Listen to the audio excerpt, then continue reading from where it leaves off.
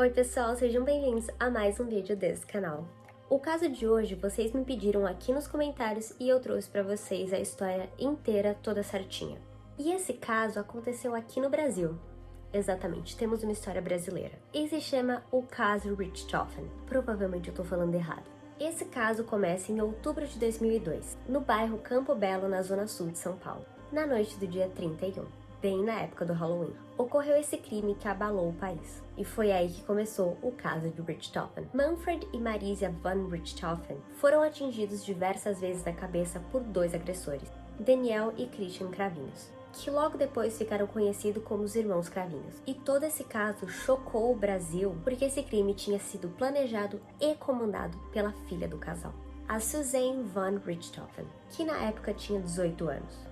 E tudo isso aconteceu por um único motivo. A família não aprovava o relacionamento amoroso entre ela, que era rica e culta, e o Daniel, que era mais humilde e menos culto. A solução então que eles tiveram foi matar os pais da menina. Logo após a execução do plano, os criminosos resolveram simular um latrocínio, que é um roubo seguido de morte ou de graves lesões corporais da vítima. Pois dessa forma, Suzanne poderia ficar com o namorado dela e morar com ele, e ela ia receber uma grande parte da herança.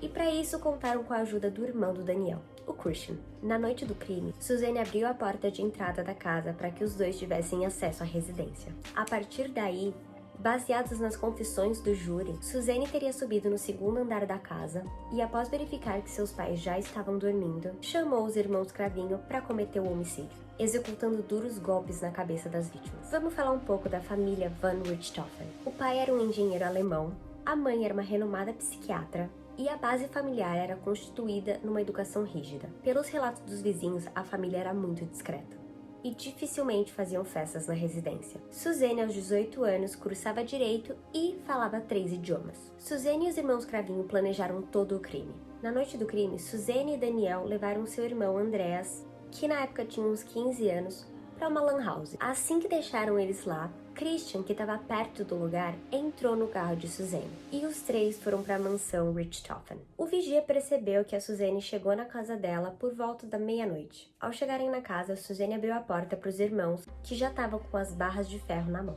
e eles entraram na casa. Ela então subiu para o segundo andar, acendeu a luz do corredor e, após confirmar que seus pais estavam realmente dormindo, ela mandou os irmãos entrarem no quarto do casal. Suzanne teria separado sacos e luvas cirúrgicas para serem utilizados no crime.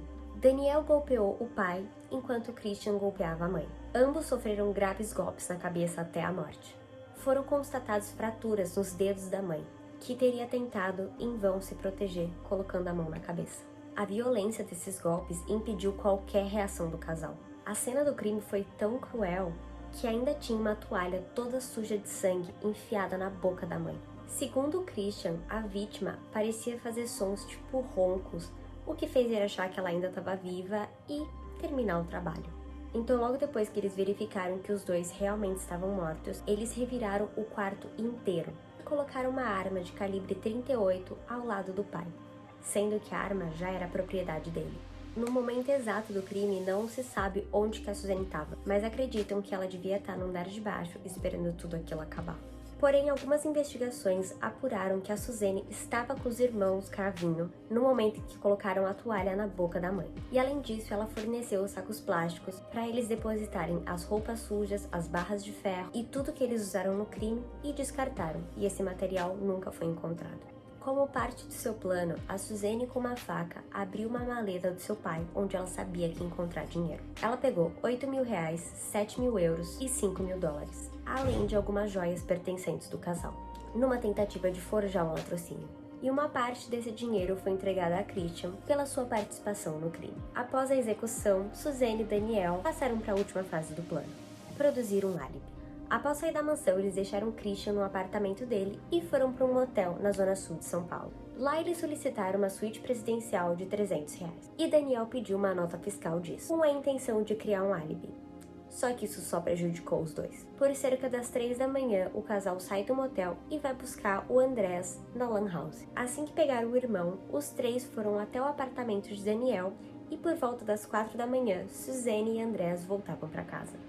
Quando chegaram na mansão, Suzane teria estranhado o fato das portas estarem abertas. Andreas teria entrado na biblioteca da casa e gritado pelos pais. Então Suzane foi até a cozinha, pegou uma faca, entregou para o irmão e pediu para que ele esperasse lá fora.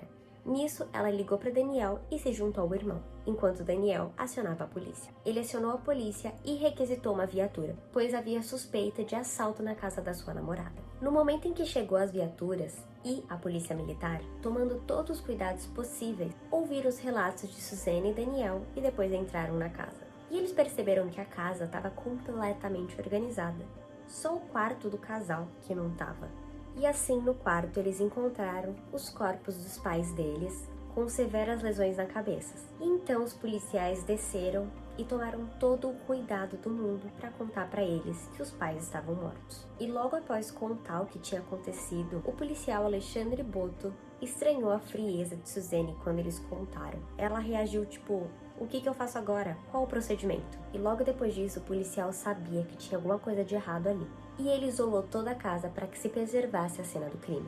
Desde o começo das investigações, a hipótese de latrocínio foi muito desconfiada, já que no local do crime, muitos elementos chamaram a atenção dos investigadores, como o fato de apenas o quarto do casal estar bagunçado, algumas joias terem sido deixadas no local, a arma da vítima não ter sido levada, e em busca de respostas, a polícia começou a investigar as pessoas mais próximas da família. Filhos, empregados, colegas de trabalho, e não demorou para eles saberem que o relacionamento de Suzane e Daniel não era bem visto pela família. E a partir daí, a investigação começou a considerar Suzane e Daniel como seus principais suspeitos. E no meio das investigações, os policiais ficaram sabendo que o Christian teria comprado uma nova motocicleta e pagado em dólar. Então ele foi chamado para prestar esclarecimentos. Ele, Daniel e Suzane ao mesmo tempo, em salas separadas. Só que o Christian não resistiu à pressão e ele contou tudo. Ele falou meio que: eu sabia que a casa ia cair. E logo em seguida, Daniel e Suzane também cederam. O julgamento do trio assassino demorou mais ou menos uns 6 dias, tendo início em 17 de julho e encerramento na madrugada de 22 de julho de 2006. Porém, os depoimentos deles estavam um pouquinho diferentes. A Suzane afirmou que não teve nenhuma participação no homicídio dos pais, que teria sido concebido e executado pelos irmãos Cravinho. Christian já passou toda a responsabilidade para o seu irmão Daniel, afirmando que não tinha participação no duplo homicídio. Ele disse que na fase investigativa ele tinha assumido a culpa para tentar ajudar o seu irmão a enfrentar uma pena mais baixa. Já o Daniel afirmou ter sido usado pela Suzane. Um tempo depois, Christian voltou a depor e confessou sua participação no crime, afirmando que deu vários golpes na mãe até a sua morte. Após a votação na sala secreta, os jurados consideraram os 3 réus culpados da prática de duplo homicídio qualificado. Daniel foi condenado a 39 anos e 6 meses de reclusão, Suzane a pena de 39 anos de reclusão e Christian 38 anos de reclusão. Porém, a história não acaba por aqui. Durante o cumprimento da sua pena, Suzane se casou na prisão. Isso mesmo, ela se casou com Sandra Regine Gomes, mais conhecida como Sandrão. Tinha sido condenada a pena de 27 anos de reclusão por sequestrar e matar um adolescente de 14 anos. Atualmente, Suzane tem 32 anos e ainda cumpre pena. Ela cumpre a pena no regime semiaberto e ela conseguiu recentemente autorização da Justiça para realizar um curso de administração de empresas na Universidade de Anhanguera de Taubaté. O dia 11 de março de 2016 foi o primeiro dia que ela saiu da prisão. Foi uma saída temporária, desde 2006, que foi o ano que ela foi condenada. Os irmãos Cravinho também cumprem pena no regime semiaberto. Suzane, durante toda a investigação, processo e julgamento, se demonstrou completamente fria e sem reações acaloradas. Seria possível cogitar que, se ela não tivesse sido presa pelo crime que cometeu em 2002, será que ela teria se tornado uma serial killer? Bom, o caso foi esse, e para quem não sabe, fizeram um filme sobre esse caso, chama A Menina que Matou os Pais. Ainda não foi lançado, ainda não tem data de estreia, pelo que eu sei. E a protagonista que dá a vida a Suzane é a Carla Dias, que tá no BBB 21. Mas o que vocês acharam de tudo isso, do caso? Vocês vão querer assistir o filme quando lançar? É um caso bem pesado, tudo isso porque ela queria ficar com um cara e no final ela se casou com uma outra pessoa, mas me deixa saber aqui nos comentários tudo o que vocês acharam. Se quiserem dar sugestão de outros casos pra eu trazer aqui pro canal, se vocês gostam desse tipo de vídeo. E se você gostou desse vídeo, se inscreve no canal, deixa o seu like que me ajuda muito, manda esse vídeo pra todos os seus amigos, me segue nas minhas outras redes sociais, me ajuda a chegar a 10k lá no Instagram, e é isso. Eu vejo vocês no próximo vídeo.